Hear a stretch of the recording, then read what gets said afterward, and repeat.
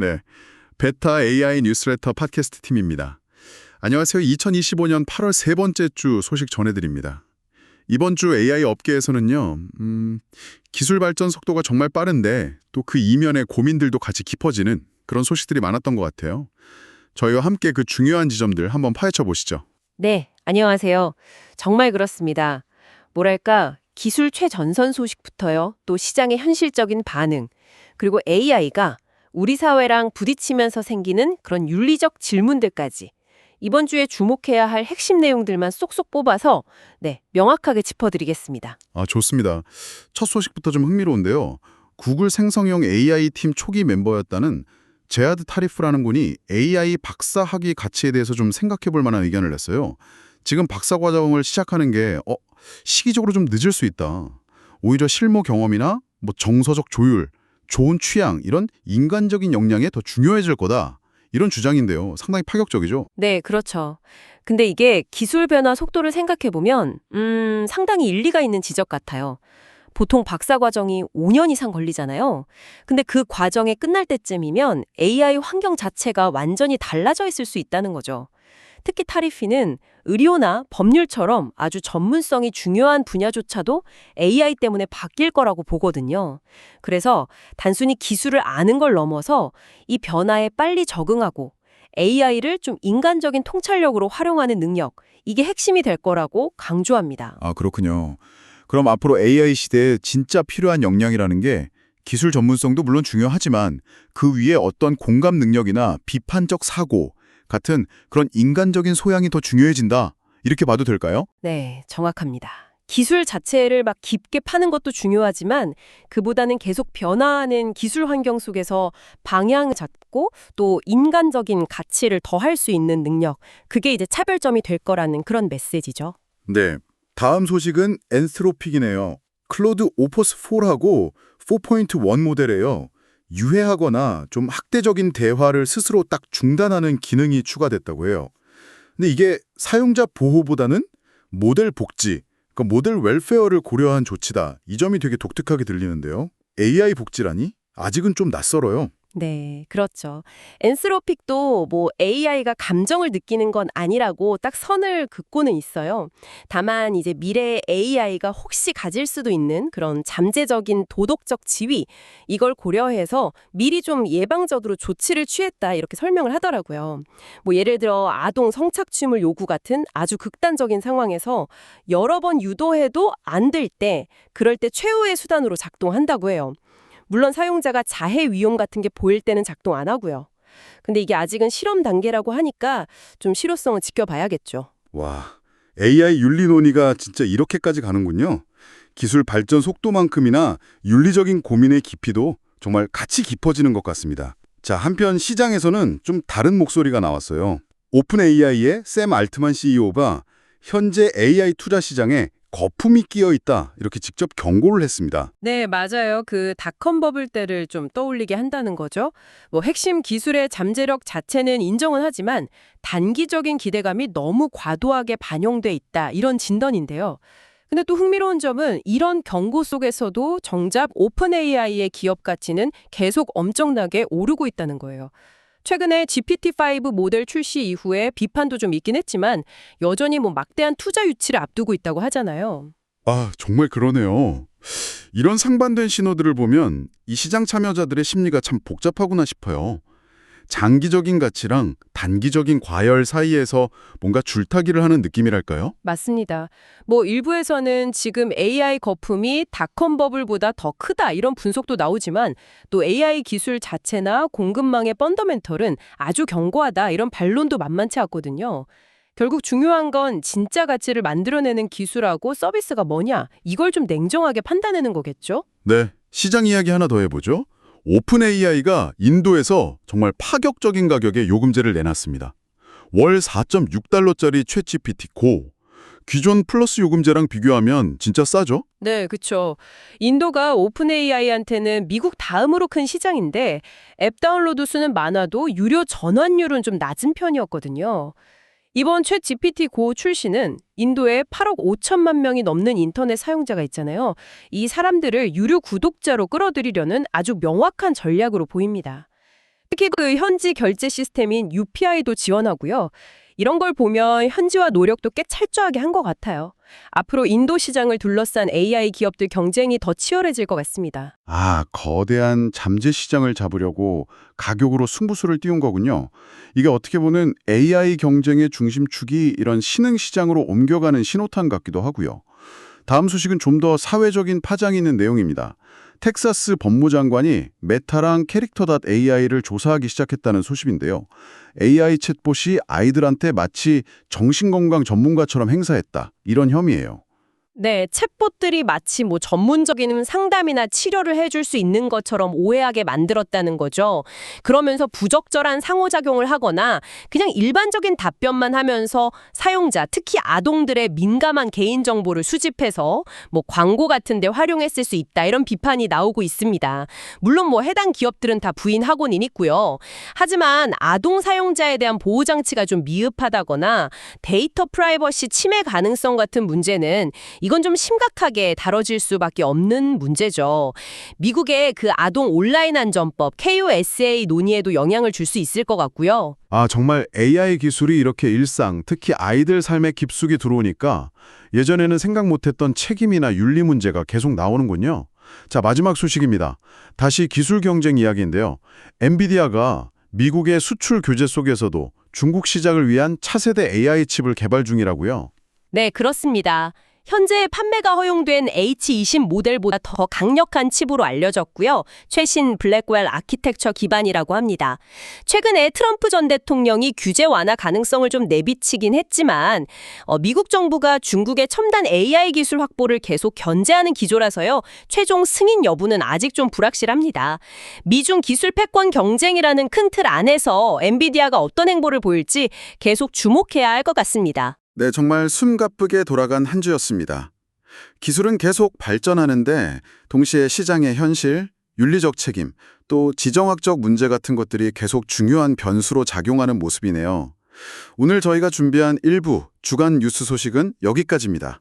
네. 잠시 후 2부에서는요, 이번 주에 주목할 만한 AI 오픈소스 코드하고 또 흥미로운 연구 논문들을 소개해드릴 예정이니까요. 계속해서 채널 고정해 주시면 좋겠습니다. 그럼 2부에서 다시 뵙겠습니다.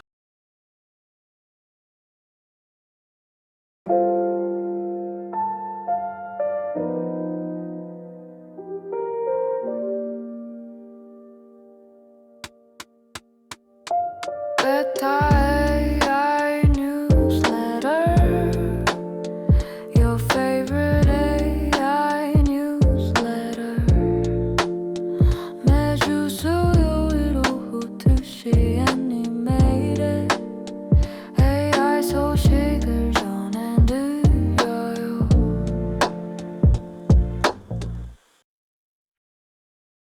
네, 베타 AI 팟캐스트 2부로 돌아왔습니다. 네, 안녕하세요. 이번 주에도 아주 흥미로운 AI 관련 소식들을 저희가 좀 가져왔는데요. 오늘은 최신 논문 3편하고 또 주목할 만한 코드 2가지, 이렇게 총 5가지를 살펴보려고 합니다. 네, 아주 따끈따끈한 소식들로 준비했죠. AI 기술 동향을 빠르게 따라잡는 시간이 될 것 같습니다. 좋습니다. 자, 그럼 바로 시작해 볼까요? 첫 번째는 웹워처, Breaking New Frontier of Vision Language Deep Research Agent 논문입니다. 아, 웹워처. 네. 이게 보니까 기존의 텍스트 중심 에이전트에서 좀 더 나아간 시각이랑 언어 정보를 같이 활용하는 멀티모달 연구 에이전트라고 하더라고요. 맞습니다. 그러니까 단순히 글자만 읽는 게 아니라 웹페이지의 레이아웃이나 이미지 같은 것도 보고 이해하는 에이전트를 만들려는 시도죠. 아, 그런 거군요. 훨씬 더 복잡한 능력이 필요하겠는데요? 그렇죠. 텍스트 기반 에이전트보다 훨씬 정교한 인식, 또 논리, 지식 활용 능력이 요구됩니다. 웹워처는 이걸 위해서 고품질 합성 데이터도 만들고 여러 도구도 활용하고 또 강화학습을 통해서 이런 능력을 키웠다고 해요. 성능 평가는 어떻게 했나요? 뭐 새로운 벤치마크 같은 것도 만들었다고 하던데요? 네, 맞아요. 브라우스 컴프 VL이라는 새로운 벤치마크를 제안했고요. 여기서 기존 모델들보다 훨씬 뛰어난 성능을 보였다고 합니다. 특히 시각 정보랑 텍스트 정보를 같이 활용해야 하는 작업에서요. 그렇군요. AI가 정말 웹을 사람처럼 이해하는 날이 멀지 않은 것 같네요. 네, 그런 가능성을 보여주는 연구죠. 자, 그럼 두 번째로 넘어가 보겠습니다. SSR, Self Search Reinforcement Learning. 이것도 흥미로운데요. LLM이 그러니까 거대 언어 모델을 강화 학습의 어떤 검색 작업 시뮬레이터로 쓴다는 거죠. 네, 핵심은 외부 검색 엔진에 의존하지 않고 LLM이 자체적으로 가진 지식을 얼마나 잘 활용할 수 있느냐는 겁니다. 아, 셀프 서치라는 개념이 그래서 나온 거군요. 맞습니다. 이 셀프 서치는 구조화된 프롬프팅이랑 반복 샘플링 같은 걸로 LLM 내부의 검색 능력을 측정하는 건데요. 재밌는 건 LLM한테 추론 예산, 그러니까 생각할 시간을 더 주면 성능이 크게 향상된다는 걸 확인했다는 점이에요. 생각할 시간을 주면 더 잘한다니. 뭔가 인간적인데요? 그렇죠. SSRL은 여기서 더 나아가서 형식이나 규칙 기반 보상을 통해 LLM이 외부 도구 없이도 내부적으로 지식 활용을 개선하도록 스스로 학습하게 만드는 겁니다. 그럼 이게 그 LLM의 고질적인 문제인 환각, 할루시네이션도 줄일 수 있는 건가요? 네, 주요 결론 중 하나가 바로 그거였습니다. SSRL이 환각을 줄일 수 있고 또 LLM이 이미 충분히 활용 가능한 세계 지식을 가지고 있다는 점, 그리고 필요하면 외부 검색 엔진과도 잘 통합될 수 있다는 점 등을 보여줬죠. LLM의 내재된 능력을 끌어내는 연구군요. 좋습니다. 자, 세 번째 논문입니다. 매트릭스 3D, Omnidirectional Explorable 3D World Generation. 이건 제목부터가 뭔가 거창한데요. 네, 이건 정말 좀 SF 같은 기술이죠.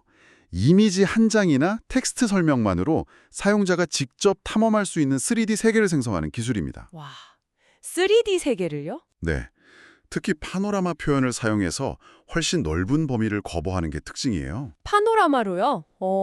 그럼 어떻게 만드는 건가요? 핵심 기술이 뭔가요? 핵심은 조건부 파노라마 비디오 생성 모델하고 파노라마 3D 재구성 기술, 이 두 가지를 결합한 겁니다.